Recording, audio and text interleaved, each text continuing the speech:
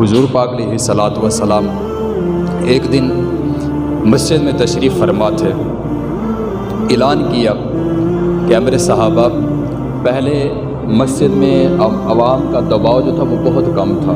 بہت تھوڑے بندے آتے تھے پہلے، تو مسجد کا جو احاطہ تھا وہ مکمل میں کام آ جاتا تھا، لیکن اب عوام بڑھ رہی ہے کیونکہ صحابہ کرام جو تھے وہ اسلام قبول کر رہے تھے اور مسلمانوں کی تعداد میں دن بدن اضافہ ہوتا جا رہا تھا۔ تو مسجد جو تھی وہ چھوٹی ہو گئی، زمین بہت چھوٹی تھی اور ساتھ ہی ایک زمین تھی۔ تو حضور پاک علیہ الصلوۃ والسلام نے اعلان فرمایا کہ مسجد کا رقبہ بہت چھوٹا ہو گیا، تو جتنا بھی صحابہ بیٹھے ہوئے ہیں سارے چندہ اکٹھا کریں تاکہ ساتھ والی زمین لے کر مسجد کو مزید وسیع کیا جائے، مسجد کی تعمیر کو مزید بڑھایا جائے۔ تو حضور پاک علیہ الصلوۃ والسلام نے ارشاد فرمایا کہ جو بھی یہ کام کرے گا اس کو جنت ملے گی، اس کے بدلے میں اس کو اس کے بدلے میں جنت ملے گی۔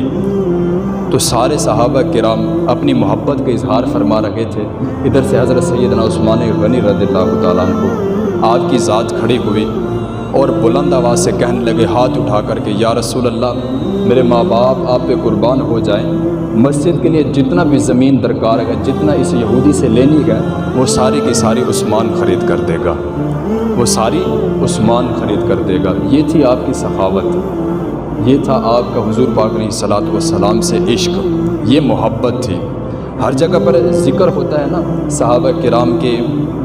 حضور پاک علیہ الصلوۃ والسلام سے محبت کا، تو ذرا اس پہلو کو بھی سمجھنا چاہیے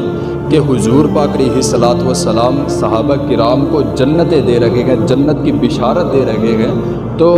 بندہ وہ چیز تب ہی کسی اور کو دے سکتا ہے جب وہ خود اس پر قادر ہو، جب وہ خود اس کے قبضہ میں ہو۔ تو حضور پاک علیہ الصلوۃ والسلام اگر صحابہ کرام کو جنت کی بشارتیں دے رہے تھے،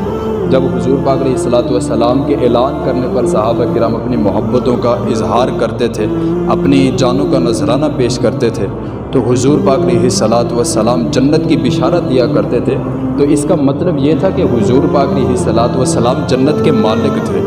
کیونکہ جو بندہ کسی چیز کا مالک نہ ہو اسے وہ چیز ہم کیسے بھلا خرید سکتے ہیں۔ آج دنیا میں مثال ہے نا، اگر کوئی مکان خرید و فروخت کے لیے کوئی بندہ اگر لینے جائے، کوئی خریدنے کے لیے جائے، تو ایویں کوئی منہ اٹھا کے کھڑا ہو جائے کہ جناب یہ میں مکان بیچنا چاہتا ہوں تو آپ یہ میرے سے خرید لیں، ایسے تو نہیں نہ ہو سکتا۔ ہم اس بندے سے وہ مکان خریدیں گے جو اس کا مالک ہوگا، اور بندہ بھی وہی آواز لگائے گا جو اس مکان کا مالک ہوگا، اس پر قدرت رکھتا ہوگا، اس پر قبضہ ہوگا، وہی کہے گا کہ یہ مکان میں بیچنا چاہتا ہوں، اور آگے والا بندے کو سمجھ بھی آئے گی کہ یار میں نے خریدنا ہے۔ تو حضور پاک علیہ الصلوۃ والسلام جنت کے مالک تھے، تو یہ فرما رہے تھے کہ جو بھی بندہ مسجد کی تعمیر میں حصہ شامل کرے گا اس کو جنت کا ٹکڑا ملے گا، اس کو جنت مل جائے گی۔ سمجھ لو اس نے اگر زمین کا ٹکڑا خرید کر مسجد کے نام کیا تو گویا اس نے جنت خریدی۔